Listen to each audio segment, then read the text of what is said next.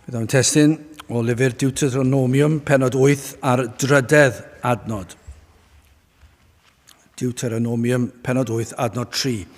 Ac fe ath ar ystyngodd ac o ddefodd i ti newynu ac ath fwydodd a mana yr hwn nid adwynyd ac nid adwynaid y dadau fel y gwnau e fe i ti wybod na trwy fara yn unig y bydd byw dyn, ond trwy bob gair ar sydd yn dyfod allan o enau yr arglwydd y bydd byw dyn.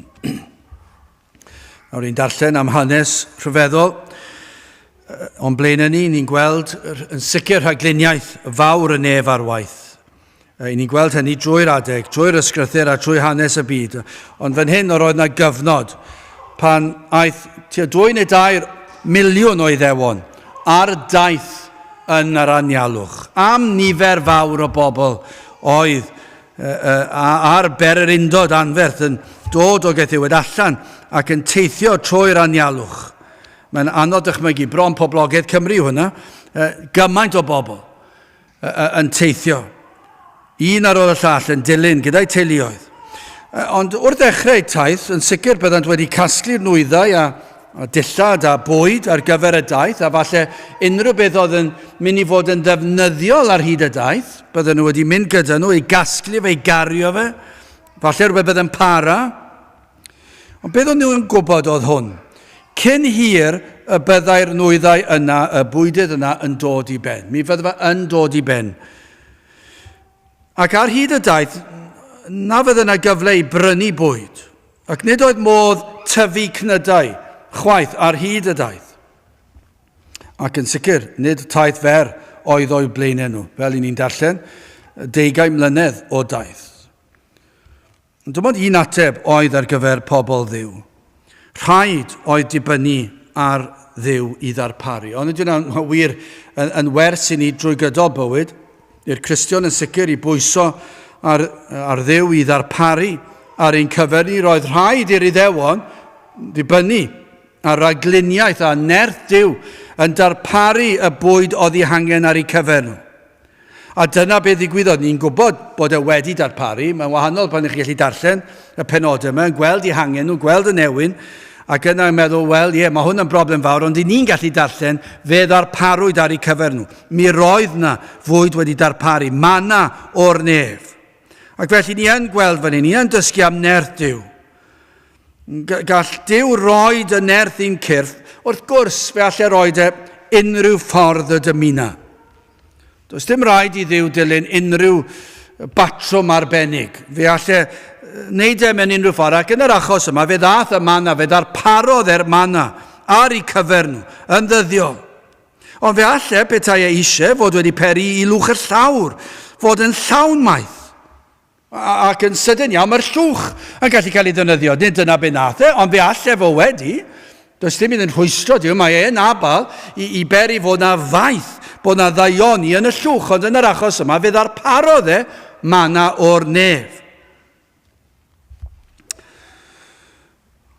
Am rhyfeddod yw rhagluniaeth Duw, yn darparu'n ddyddiol ar gyfer llawn, stwff oedd yn llawn daioni ar gyfer y cyfnod oedd ei hangen. Am ddarpariaeth yw e. Wel, dyna yw'r cefndir byr i'r darn yma sydd o'n blaen ni'r adnod. Dwi am edrych ar yr elfen ysbrydol o'r neges yma, felly yn gyntaf y Newyn sydd yna i'r enaid, Newyn yr enaid, yn ail, darpariaeth dwyfol, ac yn olaf, bwytwch ac yfwch. Wel, yn gyntaf y Newyn yr enaid, byddai'r Iddewon yn sicr wedi marw o Newyn. Oni bai yr arglwydd darparu ar ei cyfer nhw. Bydden nhw ddim wedi para. Doedd dim modd. Yn enwedig i nifer fel hynny, 2-3 miliwn o bobl yn teithio trwy'r anialwch, a heb unrhyw ddarpariaeth, rhaid oedd i Dduw i ddarparu ar ei cyfer nhw. Ond felly ni'n gwybod hefyd yn ysbrydol, heb ddarpariaeth Duw yn ysbrydol, does dim byw. Na beth ni'n gwybod. Os nad ydy Duw yn rhan o'r gwaith, os nad yw yn rhan o'ch hanes chi, eich stori chi, eich bywyd chi, eich tystiolaeth chi, yna does dim bywyd. Dyna beth sydd o'n blaen yn fan hyn. A dyma beth ni'n gweld bob dydd o'n hamgylch, dros yr holl fyd, dros y canrifoedd. Ac hefyd yn wir amdano ni heddi, y diffyg ymwybyddiaeth o'r angen am fwyd ysbrydol. Dyna'r broblem sydd gyda ni heddi. nid yw pobl yn gweld eu bod nhw mewn angen bod nhw'n newynu. Maen nhw'n ddigon bodlon yn dydyn nhw. Dyna beth sydd wedi bod yn wir ac yn sicr, dyna beth sydd yn wir. Mae yna y diffyg ymwybyddiaeth o'r peth. Mae'r byd yn ddigon bodlon i lenwi'r gwacter yna. Fel yn eich bol, os ych chi'n eisiau bwyd, mae yna wacter yna, yn does? Ond nid yw'r byd fel yna. Mae nhw'n fodlon llenwi'r gwacter i'w bodloni nhw, i barhau, i fyw. Ond maen nhw'n llenwi'r gwacter sydd yn sicr gydag amryw o bethau rhyfedd sydd yn anghywir. Maen nhw'n anghywir ar beth maen nhw'n llenwi ag beth maen nhw'n bwydo arno fe. Mae pleserau, maen nhw'n meddwl, os gai amser i fwynhau fy hun, yna mae hwn am bodloni. Neu mae rhai yn pwyso i lenwi'r gwacter yna. Mae yna rhyw newyn, mae yna rhywbeth, pan mae'r corff eisiau bwyd, mae'n dweud wrthoch chi eisiau bwyd. Mae'n dweud wrthoch chi, bob tro. Mae'r corff yn dweud wrtho ni, falle fydd y corff yn gwneud stumog yn gwneud synau, aflafar, ddim yn bert iawn i bobl o gwmpas i clywed. Mae'n dweud, dwi eisiau bwyd, mae'r bol yn wag. Falle gewch chi boenau yn eich bol, bod chi eisiau bwyd, yn dweud wrtho chi, rhaid, neu blinder, ond nid yw'n wir, mae blinder yn taro. Os ych chi ddim wedi cael pryd o fwyd, os ewch chi am 2 ddiwrnod heb pryd o fwyd, mae'r corff yn gwanhau. Mae'r corff yn dweud wrtho chi bod chi angen bwyd. A dyma'r broblem. Mae'r enaid yn dweud wrth y byd bod angen bwyd ond ysbrydol. Ond maen nhw'n anwybyddu'r peth. A be maen nhw'n neud yw, mae yna rhyw boen, mae'r enaid yn dweud wrth yr unigolyn, mae yna broblem fan hyn, a maen nhw'n trio delio gyda'r boen yma trwy llenwi'r gwacter yna yn yr enaid gyda pethau fel pleserau neu gweithredoedd da. Unrhyw beth. Allech chi restru unrhyw beth. Mae'n debyg iawn, falle, plentyn bach, cyn pryd o fwyd, yn bita losin. Sdim i gwaith, nag os? Byddwch chi'n rhoi stŵr i'r plentyn, os chi'n gweld nhw, cyn amser te, yn mynd i'r twb bisgedi ac yn cymryd bisged allan, bisged siocled, ac yn bita fe, llenwi, falle cael 2. Ac yna, amser te yn dod, mae bwyd meithlon o'i blaenau nhw, digon o fwyd, y bwyd sydd angen, mae llysiau, ffrwythau, bydd yr holl bethau ar gyfer protein, a pob math o bethau, yna ar y plat, ond dyw'r plentyn ddim eisiau fe, achos mae'n newydd bita llon bol o siocled.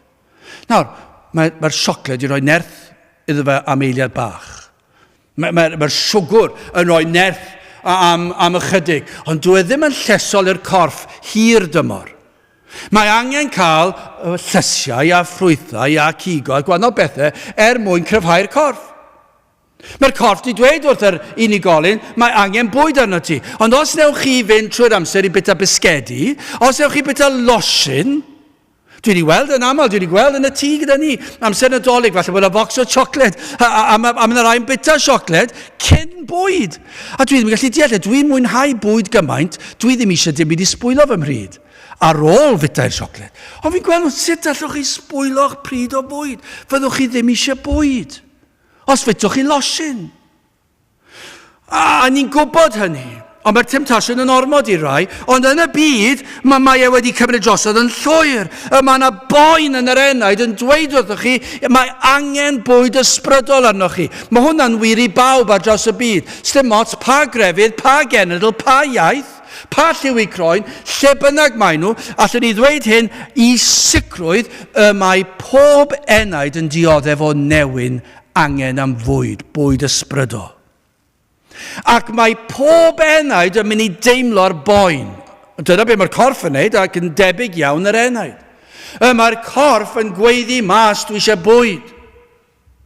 Ond yn aml yn enwedig pobl ffôl neu plant bach sydd ddim yn deall, maen nhw'n gweld barin o siocled a maen nhw'n bita fe ac yn sbwylo'r pryd. Ond fel am yr byd, maen nhw'n mynd am pleserau gwag y byd i lenwi'r boen, mae lenwi'r gwacter yma, i leddfu ar y boen. Ac mae e'n lleddfu ar y boen, sy'n cwestiwn am yna. Mae e'n delio gyda'r boen.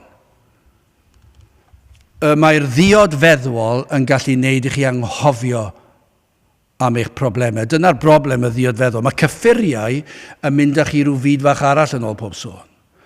Ac yn gallu helpu chi anghofio'ch pryderon. Chi'n deall pam, ni ddim yn dweud bod yn iawn, ond ni'n deall pam fod y byd yn neud e. Mae newyn gan nhw. Maen nhw eisiau bwyd ysbrydol, ond dyn nhw'n gweld ei gael e. Dyn nhw'n sylweddoli bod nhw eisiau bwyd ysbrydol, ac felly, be maen nhw'n gwneud? Maen nhw'n mynd i'r ddiodfeddol, maen nhw'n mynd i gyffuriau, neu maen nhw'n mynd i bleserau a chwant ac anfoesolder. Dyna pam ni'n gweld torbriodas, tro ar ôl. Pam? Mae yna rhyw newid yna, maen nhw'n meddwl, wel, dwi wedi cael llon bol fan hyn, fe ai dria draw fan hyn, ac maen nhw'n meddwl bod gan nhw'r hawl i leddfu ar y boen trwy fod yn anfoesol ac yn anffyddlon. Chwaraeon yn beth arall, mae'n anhygoel yn dweud, dwi'n mwynhau chwaraeon, ond mae'n rhyfedd, dwi wedi nabod gymaint o bobl sy'n mynd i bob gêm Caerdydd, gatref ac i ffwrdd. Maen nhw'n teithio'r wlad. Maen nhw'n gwario cannoedd ar gannoedd. Maen nhw'n goffod gwario arian ar y tocyn i ddechrau da, wedyn ar y tren neu'r car, petrol yn y car neu'r bws, ac wedyn maen nhw'n goffod gael llety'n aml os yw e rhy bell, ac maen nhw'n goffod gael bwyd ar ôl cyrra. Mae hwnna'n costio cyn o gydymau, dyw e? Mae'n rhaid cael pryd o fwyd, a maen nhw'n cael brecwas ar y ffordd, maen nhw'n cael cino ar ôl cyrraedd, a te ar y ffordd nôl, a maen nhw'n gwario, maen nhw'n gorfod wneud e. A sa'n nhw'n colli o hyn os eira a rhew a stormydd, maen nhw'n dod, fi'n cofio rhai blynyddoedd yn ôl. Oedd eira ym mhobman yn Caerdydd, a rhew ym mhobman, ac mae'n anhygoel. O roedd Caerdydd dal di cael tua 15,000 o bobl yn dod i gweld nhw, a oedd y strydoedd mor beryglus. Ond pam maen nhw'n neud hynna? Lla dweud oeddech chi, maen nhw eisiau bwyd. Maen nhw angen bwyd ysbrydol. Mae yna newyn ar yr enaid. Mae'r fel y corff yn dweud chi, mae rhaid i fi cael pryd o fwyd. A mae'r enaid yn dweud, rhaid i fi lenwi'r gwacter, rhaid i fi cael rhywbeth, ac felly maen nhw'n mynd, ac maen nhw'n mynd i chwaraeon efallai, neu mynd i'r gampfa ni'n arall yn diwe, cadw'n heini. Maen nhw'n mynd i'r gampfa, maen nhw'n treulio oriau yn yr wythnos yn y gampfa, ac yna maen nhw'n mynd i nofio yn y pwll nofio, maen nhw'n mynd i'r sona, maen nhw'n gwneud pob math o bethau, ac maen nhw'n gwneud siŵr maen nhw'n cael y bwydydd iawn, maen nhw'n gwneud yr holl beth. Pam? Achos mae yna rhyw wacter yna, maen nhw'n meddwl rhaid mai dyna fydd yn helpu fi byw, achos mae'n anodd byw. Mae'r rhai yn mwynhau ei gwaith, a maen nhw'n rhoi ei gwaith, a maen nhw'n yna bob awr o'r dydd. Maen nhw'n rhoi oriau di-ri i'w gwaith nhw. A bron iawn, maen nhw'n mynd o'r gwaith i'r gwely. A maen nhw'n gwneud e bob dydd, a dyn nhw'n licio'r penwythnos, a maen nhw eisiau bod yn y gwaith. Maen nhw'n byw i'r gwaith. Achos mae yna boen, ond oes, mae yna boen yn yr enaid, a dyn nhw ddim yn gwybod fel i ddelio ge. Felly be maen nhw'n gwneud? Maen nhw'n llenwi fe gyda losin a siocled y byd yma. Dyna be maen nhw'n gwneud. Maen nhw'n llenwi i heneidio nhw gyda pethau sydd ddim yn llesol i'r enaid. Ond y broblem sydd yn ni, dyn nhw ddim yn sylweddoli mai dyna'r broblem. Y tristwch o weld pobl yn byw bywyd yn llwyr, bob cam i'r bedd, heb unrhyw ymwybyddedd o'i hangen, ond maen nhw'n teimlo'r angen, ond os neb wedi dweud wrthyn nhw, y rheswm i chi fel hyn, yw bod chi'n bechadur, ac chi'n dod yn fyr o safon Duw, a mae pechod, a mae rhaid delio ar pechod, mae rhaid chi cael bwyd ysbrydol, ond dwi'n mynd sylweddoli na. Ond mae e mor wahanol. Pan mae'r ysbryd glân ar waith, pan y planwyd gan yr ysbryd glân hedyn o fywyd neu sancteiddrwydd yn yr enaid, dyma beth sydd yn digwydd pan mae'r ysbryd glân yn gweithio'r enaid. Mae'r hedyn yn cael ei blannu yn yr enaid, a mae'n dechrau tyfu. Ond un o'r pethau yma yw gwneud iddo fe sylweddoli bod angen bwyd arno. Y bwyd ysbrydol yma, y manna o'r nef. Dyna beth sy'n digwydd. Pan mae'r ysbryd glân yn gweithio, mae e'n neud i'r enaid deimlo bod angen rhywbeth arnau, a feddai ddim yn bodloni heb hwn. Dawer ymwybyddiaeth o'r Newyn, y syched hyd yn oed geiriau eraill yn yr ysgrythyr, maen nhw'n dod yn sychedig am rhywbeth, maen nhw'n newynu am rhywbeth, falle ddim yn deall beth eto, am rhywbeth sy'n mynd i bodloni'r enaid a llenwi'r gwacter, a pa mae rhywun yn newynu yn gorffonol, mae'n boenus yn diwedd, ac felly yr enaid, fe daw a theimladau o anfodlonrwydd ac anhapusrwydd, y boen yn y bol yna, pan ych chi eisiau bwyd, a chi'n ddim angen bwyd arnau, ond lot yn waith yn ysbrydol, mae'r boen yna, a dwi ddim yn bryserus.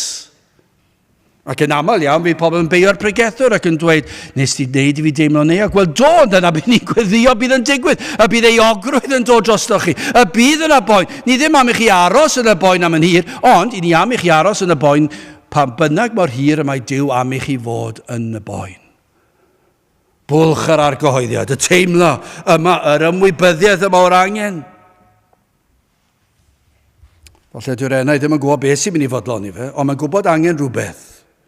Mwy, mae'r ysbryd glân wedi gweithio mewn fath ffordd, mae'r enaid yma yn gwybod bod angen rhywbeth mwy na beth mae'r byd yn ei gynnig.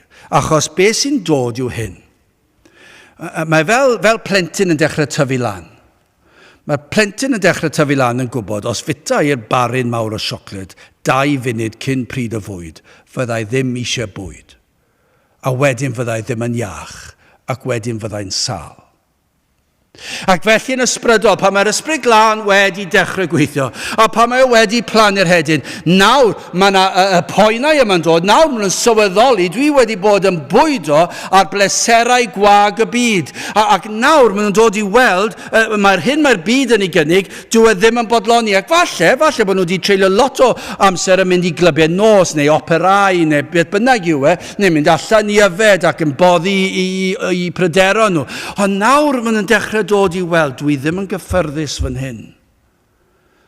Mae yna rhywbeth ddim yn iawn am hyn. Dwi ddim yn hoffi'r pethau hyn fel oeddwn ni.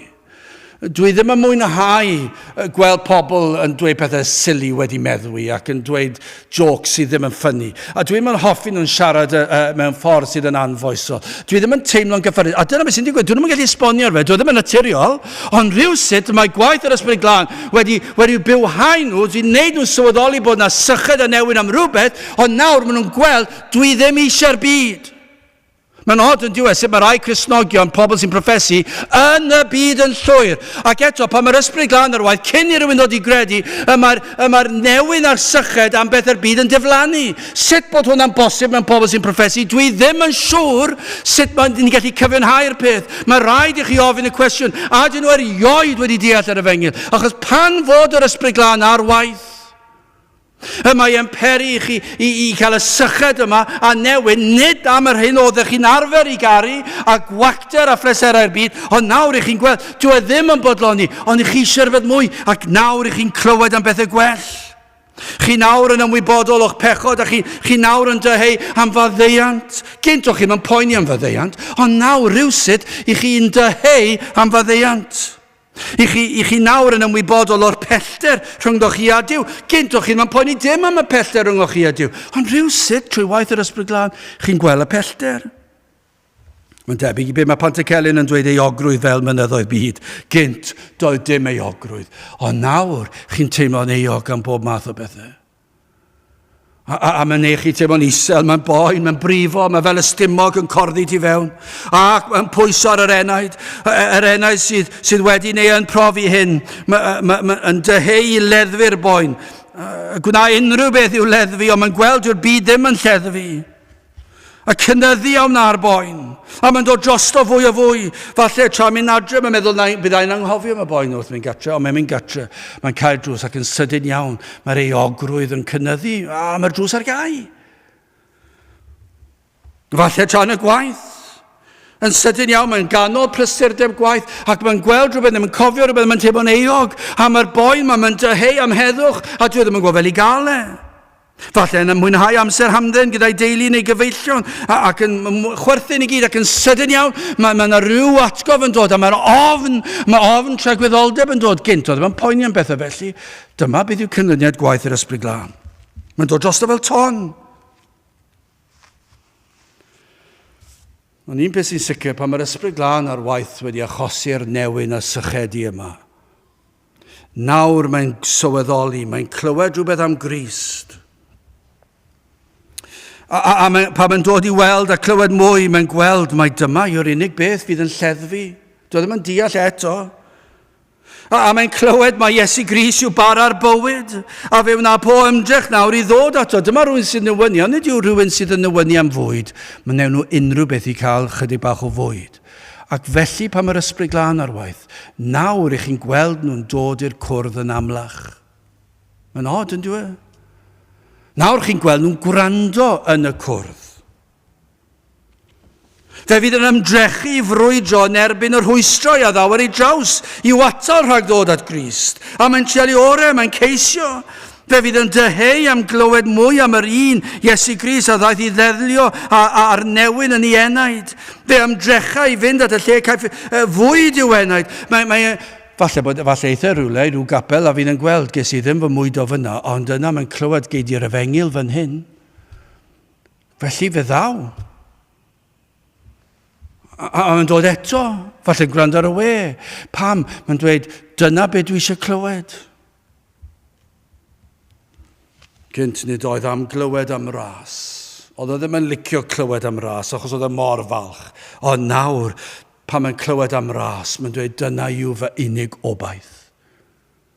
Os dwi'n clywed am ras, mae rhaid i'r bwyd yma sy'n cael ei ddarparu, mae rhaid iddo fod am ddim. Achos does gen i ddim byd i roi amdano, does gen i ddim heiddiant i roi gerbron Duw. A pan mae'n clywed am ras, mae galon e'n codi rhywfaint falle byddwn ni'n dweud. Dyma unig obaith. Os yna rhywun sydd yn gwrando sydd fel hyn yn teimlo'r boen, yr newyniad syched yma, yna'r gobaith yw fod yr ysbryd glân wedi plannu hedyn. Dyna'r gobaith. Gewch chi symud ymlaen. Yn ail, darpariaeth dwyfol. Achos mwyn delio gyda'r fath Newyn a'r fath angen, mae rhaid iddo fod yn rhywbeth o'r nef. Mae rhaid i'r ddarpariaeth ddod lawr o'r nefoedd. Does dim byd ar y ddeiar. Does dim crefydd, does dim gwleidyddiaeth, does dim pleserau, does dim byd at cadw chi'n brysur, does dim byd yn mynd i ddelio gyda'r boen yma, does dim byd yn mynd i ddelio gyda'r gwacter yma ar wahân fod e'n rhywbeth sy'n dod lawr o'r nef, fel y mana yma o'r nef. Dyna'r be mae'r ysgrythyr yn dweud drwy draw. Sef pwrpas chi drio fod yn fwy crefyddol a fod yn berson fwy caredig, rhoi mwy i elusennau. Sa'n ni'n dweud, oeddech chi beidio gwneud y pethau hynny rhoi i elusennau, ond dwi ddim yn mynd i ledfu ar eich poen chi. Dwi ddim yn mynd i'ch helpu chi. Ni all dim byd o'r byd fodloni'r fath angen. A fel i Dduw ddarparu i'r Iddewon, mana lawr o'r nef, fe ddarparodd e bara'r bywyd i ni, Iesu Grist, y gair. Ond nid o fe? Ond nid dyna yw'r ddarpariaeth, dyna trwy'r holl Hen Testament, yn arwain at yr Testament Newydd, yr un yw'r iaith, yr un yw'r darlun, yr un yw'r neges, trwy bob gair ar sydd yn dyfod allan o enau'r arglwydd, y bydd byw dyn. Rhoddodd i ni ei air i ddarllen, mae hwnna'n sicr, ni wedi cael y Beibl yn do, a mae dal gennym, i ni'n gwybod, ymdrechion dyn i ddinistrio gair Duw i'w niweidio fe, methiant llwyr i'w hymdrechion nhw, ond maen nhw dal wrthi yn dydyn nhw. Ni'n gweld byddai'r rhai pobl yn llawenhau am yr holl gyfieithiadau sydd o'r Beibl. Ond falle beth dyn nhw'n sylweddoli yw, cyfieithiadau o'r Beibl yw ymdrech dyn i ddinistrio'r Beibl. A i'w wneud yn Feibl i'w siwtio nhw. Mae yna rai cyfieithiadau sydd yn ffyddlon i'r gwreiddiol. Nid mater o lawenhau yw cael copi arall o ryw gyfieithiad o Feibl sydd yn mynd i newid ar y neges, sydd yn mynd i tynnu ffwrdd y prif neges o'r efengil. Mae'n od yn diwedd sut mae pobl sydd yn honni fod yn Gristnogion, dydyn nhw ddim yn ffysu am y gair maen nhw'n ei gael. Maen nhw'n treulio lot o amser. Chi'n gweld, nwedig os oes di gynorion da chi, fewn nhw i'r archfarchnadoedd fwyaf drud, achos dyna sydd yn rhoi y bwydydd mwyaf organig i chi. A fe gewn i'r bwyd, achos mae'n dda i'r corff. Ac maen nhw'n dda iawn ar hynny o beth. Sawl Cristion tybyn ni sydd yn treulio lot o arian ar y bwyd maen nhw'n bita, ac yn cael y bwydydd gorau, ac yn cael eilodedd o'r gampfa gorau, mwyn i'r corff fod yn iach, ond does dim ots o gwbl ganddyn nhw os yw'r gair Duw wedi cael ei gyfieithu'n anghywir. Os dim ots am na, piwch am ffysu am na, dwi ddim yn bwysig. Os yw Duw yn dweud trwy bob gair sydd yn dyfod allan o enau'r arglwydd y byd byw dyn, newch yn siŵr bod yr hyn i chi'n ei glywed yn ffyddlon i'w air. Mae angen i ni fod yn ffysu am safon y gair. Achos mae gair Duw mor bwerus nawr wrth gwrs tu ôl y gair o'r ysbryd glân, ac mae Duw holl alluog yn gallu darparu'r neges i gyrraedd y galon. Wrth gwrs, ond mae lle ni yw i fod yn ffyddlon i'r hyn sydd yno ac i fod yn ofalus. Ond hefyd, nid dim ond y gair ysgrifenedig, ond fe roddodd Duw i ni hefyd gweision dros y canrifoedd i gyhoeddi ac i egluro ac i bregethu o air Duw, i gyhoeddi'r efengil. Am ddarpariaeth yma Duw wedi rhoi i ni. Darparau sydd wedi bwydo a bywhau eneidiau dros ganrifoedd dros yr holl fyd mewn sawl iaith. Ond am rhyfeddol yw'r darpariaeth yma.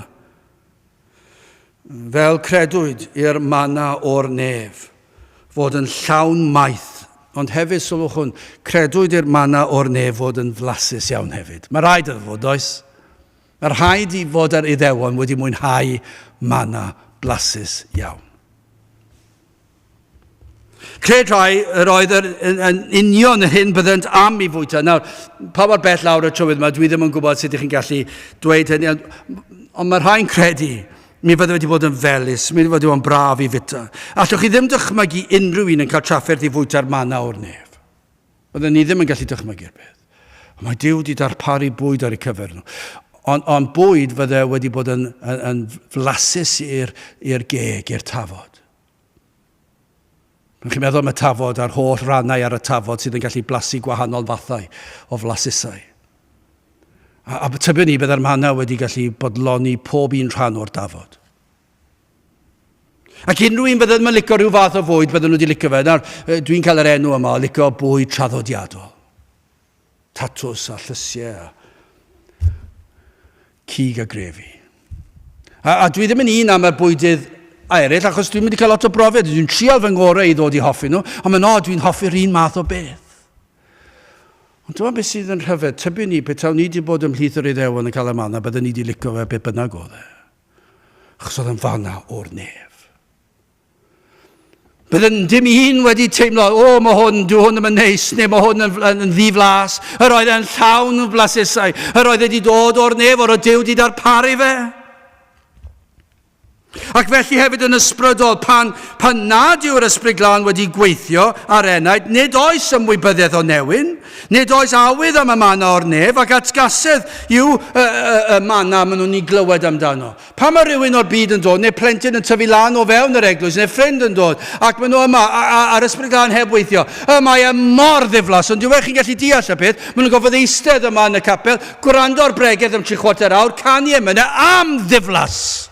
Ac wna, os yw'r llais yn cael ei godi, fydd y rhieni'n dweud, mae'n codi lais yr uchel, a paid o gwrando. A pob ma'n cwyno am y llais, cwyno am yr uchder, cwyno am bob math o bethau, achos dyn nhw ddim yn licio, mae hwn mor ddiflas. Ond nid oes sawl un yn troi cefn ar y pregethu, achos dwi'n yn hoffi'r pregethu yna, achos mae'n ddiflas.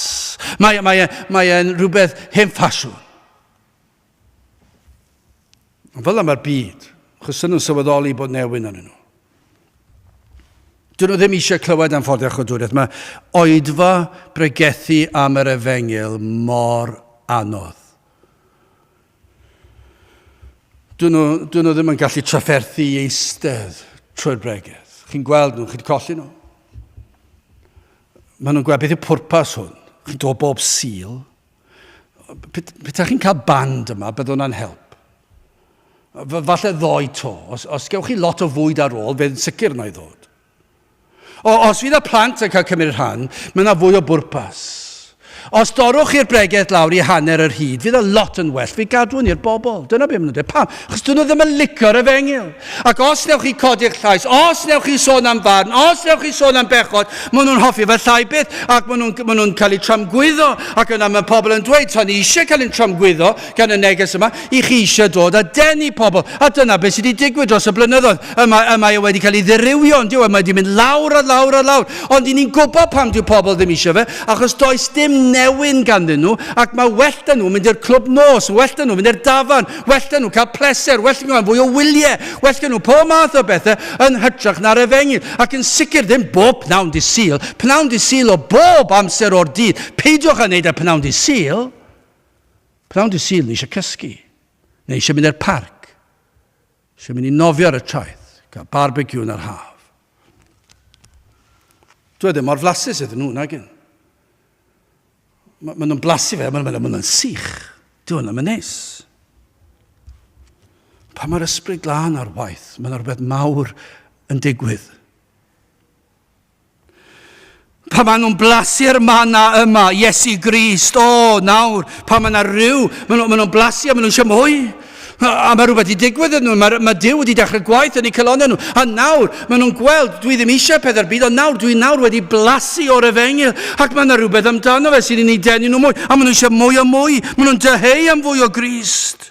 A maen nhw'n clywed am ei fywyd ac mae'r galon yn llamu oddi fewn. Achos nhw'n meddwl, mae yna un wedi byw bywyd perffaith. Ac yna mae'r Pregethodd yn dweud, dim dim ond wedi byw bywyd perffaith, ond wedi byw bywyd perffaith yn dyledu. Mae wedi cadw'r gyfraith, ac mae rhaid i ti cadw'r gyfraith, ond fedri di ddim. Ond mae Iesu Grist wedi cadw'r gyfraith yn dyledu. Ac mae'r enaid sydd yn clywed hwn, nawr maen nhw'n blasu mwy. A maen nhw'n wedi credu'r beth. Beth? Mae Iesu Grist wedi cadw'r gyfraith a bodloni'r tad yn fy lle fi. Dwi wedi trio bod yn well a dwi ddim yn gallu, ond mae Crist wedi wneud ac yna mae'n clywed am y groes. A maen nhw'n ofni cosb gan Dduw, maen nhw'n dweud, dwi'n heiddi cosb. Dyn nhw ddim yn dadlau dim mwy am y gosb. A nawr maen nhw'n clywed am Iesu Grist yn mynd i'r groes. Mae dim dim ond yr hoelion a'r gwaed yn llifo allan, ond nawr yn clywed bod Duw, tra bod Iesu Grist ar y groes, wedi rhoi y gosb sydd yn gyfwerth am uffern i'w holl blant. Mae yna lot mwy na'r groes. Mae'r groes yn dim ond yn rhywbeth corfforol. Poenus iawn, ond mae yna filiynau, filoedd o bobl wedi cael eu croeshoelio. A mae'n erchill, ond y groes yw'r tad yn cosbi ei fab yn ein lle ni. A chi'n gwybod pan mae rhywun sydd yn profi ar gyhoeddiad o bechod gan yr ysbryd glân a'r Newyn yma yn clywed, maen nhw eisiau clywed mwy. Maen nhw eisiau clywed mwy. Maen nhw'n gwrando ar bob gair. Ac falle os fyddwn nhw'n mynd i gapel am yn dweud i ni'n mynd i roi sgwrs i chi heddi ar farn y Cristion am Cristnogion yn chwarae rygbi ar y sil. Siwr o fod, gen nhw hwnna'n anghywir hefyd. Cyfiawnhau siwr o fod tybiwn ni. Allen ni ddychmygu enaid yn eistedd yn gefn y sut, pam i chi'n gwastraffu fy amser gyda'r fath beth. Dwi eisiau Iesu Grist.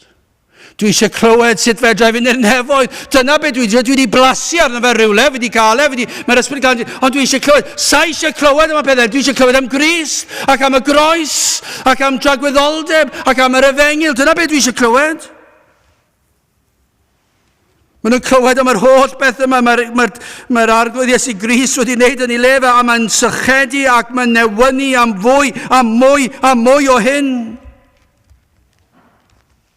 Clywed am yr atgyfodiad, a dwi'n gallu credu'r peth, ac yna mae'n dod i sylweddoli, dyma oedd y peth. Rhaid iddo fe fod, achos bethau di marw, bydde hwn yn wastraf amser llwyr, a mae di atgyfodi, mae hwnna'n neud synwyr, a mae e'n bwydo ar yr atgyfodiad. A maen nhw'n clywed, dyna be mae Crist wedi dod i roi bywyd newydd i fi, ac maen nhw'n bwydo mwy a mwy, a maen nhw'n amglywed mwy. Am y ffordd nath e ddelio ar boen yr eogrwydd. Yn clywed bod Crist wedi addo i gynnal e gweddill ei fywyd. A fe gaiff e nerthu. Falle bydd yr enaid yma sydd yn newydd ni syched i erbyn hyn, sydd yn gymaint o syched, gymaint o newyn. Pryn bod e'n gallu cyrraedd troed y groes. Bron iawn, nid oes nerth i godi ei lyged i fyny, i weld yr un sydd ar y groes wedi darparu'r cyfan ar ei gyfer. Ond rhywsut trwy nerth yr ysbryd glân, mae e'n cael y nerth i ddod o droed y groes. Ac mae'n syllu ar hwn. A mae wedi clywed, mae wedi sychedu, a mae wedi newynu, a mae wedi dyheu, a mae wedi ceisio, a mae'r ysbryd glân nawr yn ei arwain a droed y groes. Tybed os na un, neu rai falle sy'n gwybod rhywbeth am hyn. Falle bod yna ddyheuad yno. Falle cyffro, yng nghanol yr holl ofnau. Cyffro wrth glywed am un, sef Iesu Grist. Wel, i orffen yn drydydd, bwytwch ac yfwch. Beth yw'r cyngor? Wel, yr hyn oedd yn wir i'r Iddewon oedd hyn. Yn y bore, pan deithant allan o'i pebyll, yr oedd na fana o'r nef ar y llawr. Ac am fana, llawn maith, melys, hyfryd i'w fwyta. Ond be fydd yn digwydd oedd hyn? Os gwrthodant yr hyn o Duw wedi darparu, yna marw byddant. Pob un fydd yn gwrthod y mana o'r nef, byddant wedi marw o newyn maes o law.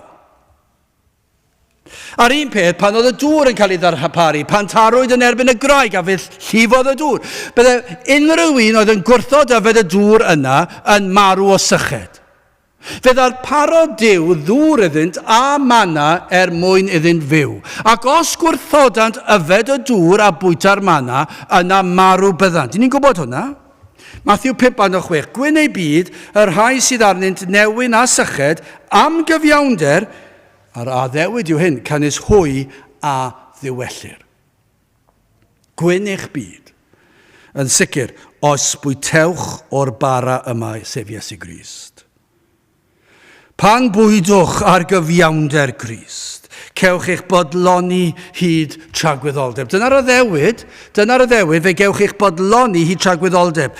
Fel y darlun gynt, dwi wedi dweud y sawl gwaith, o'r hen fath o siop, falle os ych chi anodd dychmygu, falle bod ni, rhai ohono ni'n gallu cofio'r math yma o siop, maen nhw wedi hen ddiflannu nawr, ond falle os ych chi wedi bod i San Fagam, fe welwch i'r math yma o siop. Yma yna gownter. Does dim byd llawr cyfan i lle i bobl sefyll, ond cownter, a tu ôl i'r cownter, yma na fwydydd gwahanol, y nwyddau sydd i'w brynu. Ond dyma beth sy'n rhaid digwydd. Rhaid i'r unigolyn fynd at y cownter a gofyn am y nwyddau sydd ei hangen. Ac yna fe ddaw'r perchenog siop a'r nwyddau atoch chi a chi'n talu. Ond yn ysbrydol, beth ni'n dweud yw hyn? Mae'n fel bethau, mae'n cownter. A tu ôl i'r cownter, mae'r hyn ôl sydd eich angen arnoch chi. Ac falle bod newyn arnoch chi. A falle bod syched arnoch chi. A chi eisiau'r diod sydd tu ôl y cownter. I chi eisiau'r bwyd sydd tu ôl y cownter. Ac i chi mynd lan at y cownter.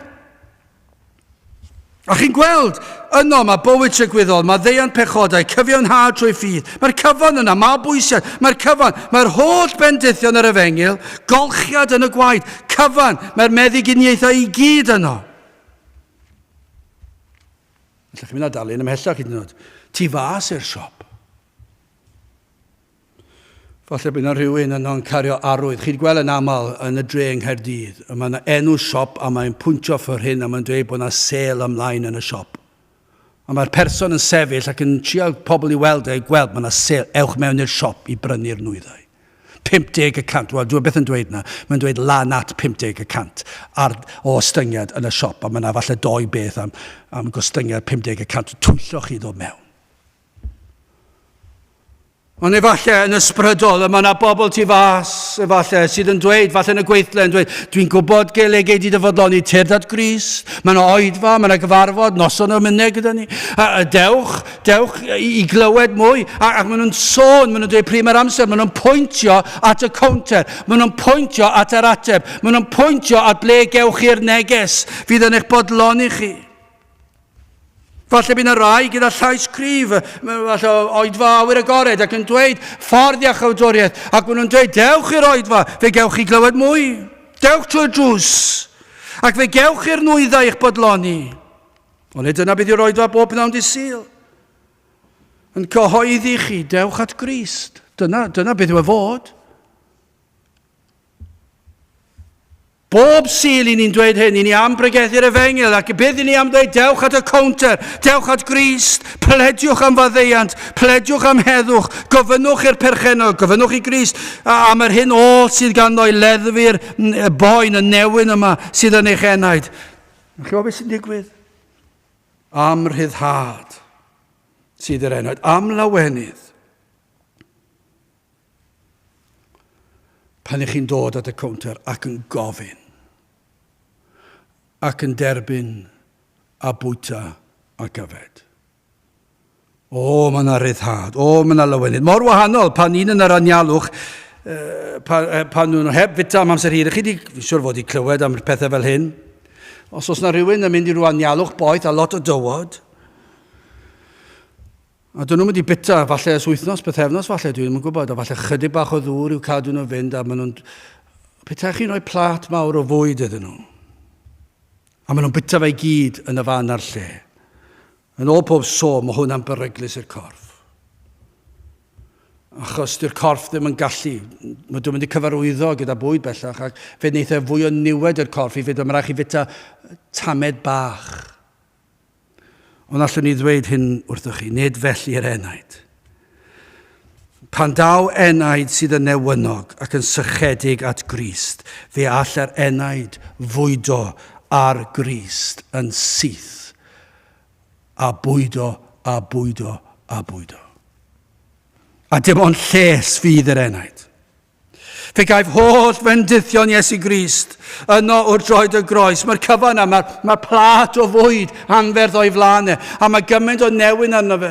A mae'n dod at droed y groes a mae'n gweld, mae'n gallu bwydo ar fywyd Crist, mae'n gallu bwydo ar farwolaeth Crist, mae'n gallu bwydo ar atgyfodiad Crist, mae'n gallu cael ei olchi yn y gwaed, mae'n gallu cael heddwch a Duw, mae'n gwybod na bod yn aelod o deulu Duw, mae wedi mabwysiadu, mae wedi cael ei gyfiawnhau, does dim ofn y dydd y farn yno. Mae'r holl fwydydd yma, a mae'n gallu bwyta a bwyta ar Grist. Fe ddaw y sicrwydd ei fod wedi faddau. Mae'n gwybod nawr ei fod yn un o deulu yr arglwydd Iesu Grist. Caiff nerth i godi a syllu ar ei weredwr. Nawr mae'n gallu ymuno yn y côr yn clodfori Crist. Daw y newyn yma i'r sawl a flodlonodd a'r bleserau gwag y byd, allai ddweud hyn wrthych chi, fe ddaw y newyn yma ar bawb. Ni'n gwybod na, pawb yn y byd. Ond i nifer fawr fydd yn rhagwyddoldeb a fydd yr hwyr. Fydd y boen o newyn.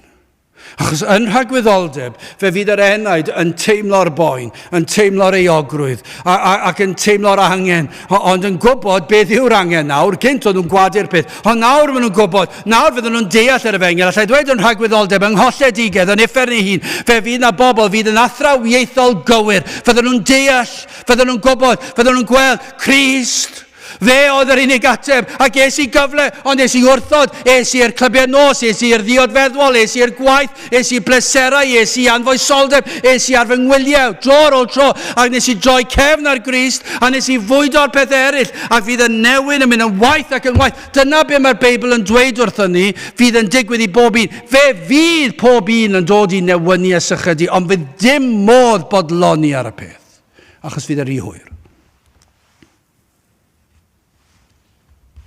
A fi dim modd i ddelio ar boen. Dyna, mae o'n frawychus yn diwedd. Ond y broblem yw hyn, mae pobl yn cyhuddo ni o fod yn hiarnaidd ac yn llym ac yn gul. O beth ni'n dweud yw, ni'n gorfod dweud y peth yma, ond ni'n treulio lleuad o amser ar yr agwedd yna. Achos beth ni'n dweud wrthych chi yw hyn. Mae yna ateb nawr. Cyn ei fod yn rhy hwyr. Mae modd eich bodloni'r enaid. Mae modd paratoi ar gyfer tragwyddoldeb. Mae modd cael nerth i'r enaid hyd tragwyddoldeb a hyd taith bywyd. Tan byddwn ni yn y nefoedd. A hynny yw trwy Grist, sef para'r bywyd. Os nad ydych chi'n teimlo'r angen. Yna beth ni'n gallu dweud hefyd yw hyn. Galwch ar ei Dduw agor llygaid eich enaid i weld eich angen. Galwch ar ei Dduw i ddangos i chi eich bod chi newynu ac yn sychedu i farwolaeth. A gofynnwch ar ei Dduw i arwain chi at Grist. Achos pan daw yr angen, pan daw y boen, pan daw yr eogrwydd, pan daw y gwacter, yna beth wedwn ni yw hyn, dewch at yr un yn unig y gall ddelio gyda'r boen, sef Iesu Grist. Dewch at droed y groes. Dyna yw'r neges. A dyna'r neges bob tro. Peidiwch troi at pethau gwag y byd. Peidiwch troi at grefydd. Trowch at Grist. Ac fe ath ar ystyngodd ac oddefodd i ti newynu ac ath fwydodd a mana, yr hwn nid a dweinid ac nid a dweinaid y dadau, fel y gwnau e fe i ti wybod, nad trwy fara yn unig y bydd byw dyn, ond trwy bob gair ar sydd yn dyfod allan o enau yr arglwydd. A sylwch hwn. Y bydd byw dyn, tra'r y ddear ac yr holl ffordd i dragwyddoldeb. Gadewch i ni weddio. O Dduw, i ni yn diolch i ti am yr efengil sanctaidd, i ni'n diolch am yr arglwydd Iesu Grist. Ac yn gweddio Dduw, bydd na rai fydd wedi profi'r y gwaith yma mae'r Ysbryd Glân wedi wneud yn ei heneidio ac wedi dechrau newynu a sychedu. Ond o Dduw, i ni'n gweddio, bydd na rai felly yn dod at y man, lle byddant yn clywed am yr arglwydd Iesu Grist. Te'r gweithio'n rymus yn ein plith. I ni'n gofyn hyn o'r trwy enw ac heiddiant. Ein arglwydd Iesu Grist. Amen.